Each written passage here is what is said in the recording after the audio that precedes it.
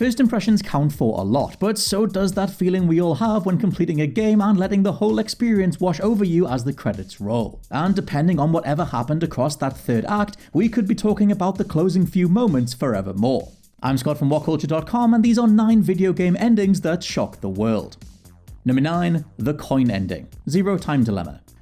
The third game in the Zero Escape series contradicts its own formula and title within the first 10 minutes.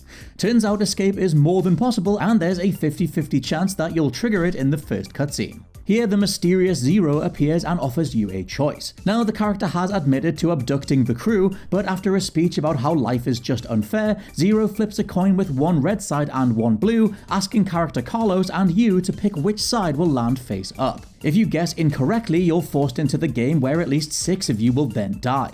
But if you're correct, each character's memories are erased, you're all set free, and the game simply ends there and then. If you want to trigger this for yourself, the correct answer is always red. Number 8. Buka Drowns. BioShock Infinite. The flying city of Columbia is presented as a stylistic and yet brutal landscape, where death and violence lurk beneath a peaceful facade. Over many mind-melting hours, you'll have spent so much time growing attached to both Buka and Elizabeth that it's horrifying to realize a good ending for all involved requires the death of DeWitt himself. See, across multiple timelines, a version of Buka accepted a baptism for his previous sins and was reborn as the evil leader Zachary Comstock, the game's antagonist. Only by drowning can Buka prevent the emergence of Comstock, correcting everything that led to that point. Whilst our Buka chooses death, this doesn't guarantee that any others will. Neither your characters nor you as a player know if this sacrifice is actually in vain. As said in the closing scenes, there is always a lighthouse, there's always a man, and there's always a city. Number 7. You're the Monster. Braid. Over the course of Jonathan Blow's Braid, an implied tether between player and what's really going on becomes more and more twisted. The ending then flips everything on its head, and the jigsaw pieces you've been collecting all fall into place. Turns out Tim was never the hero. Instead, in a genius use of a metaphor, Tim represents an intrepid scientist chasing the relevant theorems and experiments that created the atom bomb. The princess represents this bomb, and the whole game is a comment on regret, a way of trying to get back this one entity that, now it's out there, changes everything. Quotes are also included from Kenneth Bainbridge, one of the Manhattan Project scientists, to really drive this home. Number 6. Lee's Death. Telltale's The Walking Dead Season 1.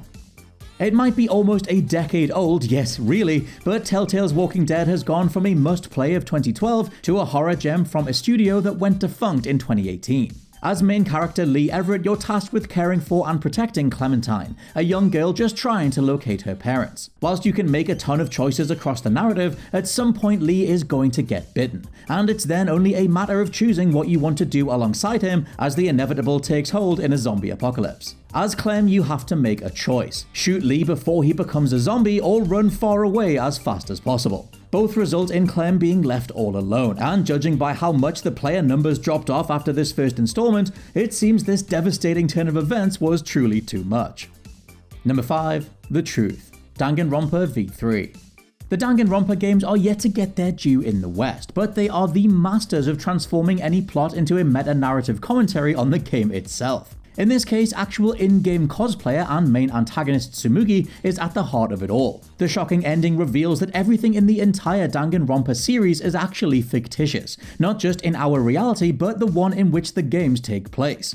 V3 establishes that Tsumugi can only cosplay as fictional characters in the first chapter. Then, during their final trial, her switching appearances is used as evidence that everything the characters and you have experienced was staged. And I thought Kingdom Hearts was convoluted. In retaliation, the surviving characters destroy the academy and walk away, at least for now. Number 4. The moon crashes into Termina. The Legend of Zelda, Majora's Mask. The moon is going to crash into the land of Termina in 3 days unless a miracle or Link can stop it. That is the immediate reality of Majora's Mask, and Nintendo's use of time loops and events being triggered in semi-real time make it one of the most beloved entries in the franchise. The inhabitants of Termina have seemingly accepted this depressing possibility as their end, and as Link journeys across the land, many are trying to just make the most of their final moments. However, until the first time those 3 days lapse, and before such a mainstream IP showcased such a unique game structure, many fans coming off Ocarina of Time assumed that you just get a game over at worst. 3 days simply is not enough time for a new player to accomplish everything that they want to and save the world, right? Instead, you're met with a cutscene of the gruesome leering moon crashing into the land and obliterating everything, just as the beginning of the game said it would. Majora's Mask can be considered a hauntingly bleak game, but it's by reinforcing the stakes and terrifying younger gamers with the bone-chilling imagery of this moon's face that you truly care about saving the day. Number 3. The Betrayal. Shadow of the Colossus.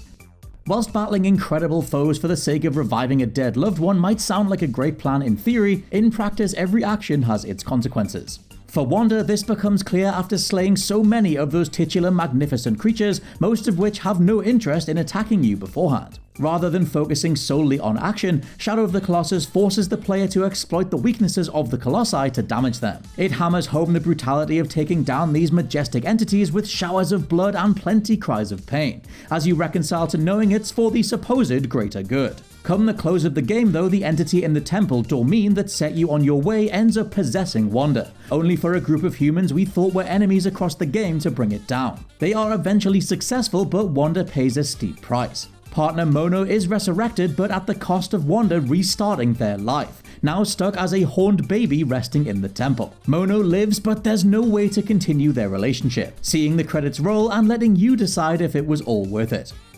Number 2. The Escape. Inside.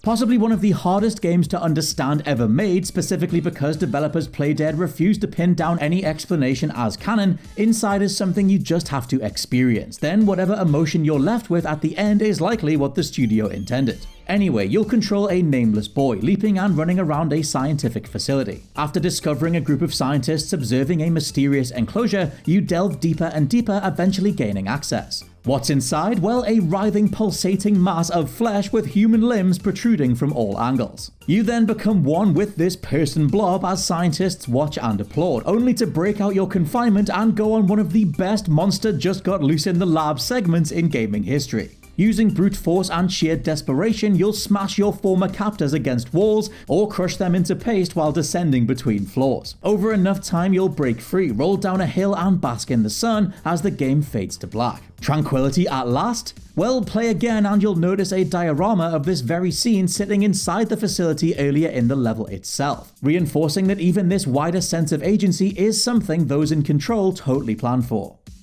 And number 1, Ending E, the end of YORHA, NIER Automata.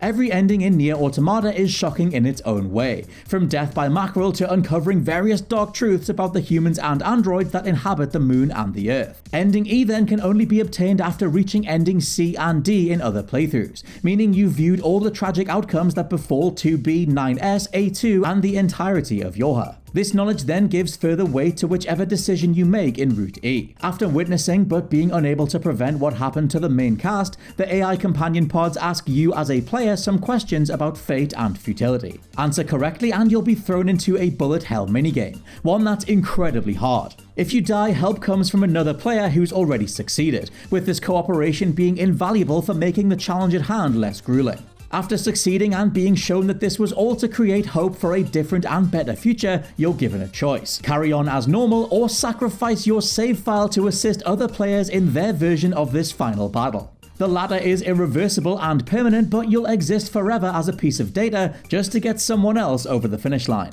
Genius or absolute madness? You can let me know down in the comments. For now, those were 9 video game endings that shocked the world. Let me know your favorites down in the comments below, and please check out the WhatCulture Gaming Podcast. For now, I've been Scott from WhatCulture.com, and I'll catch you soon.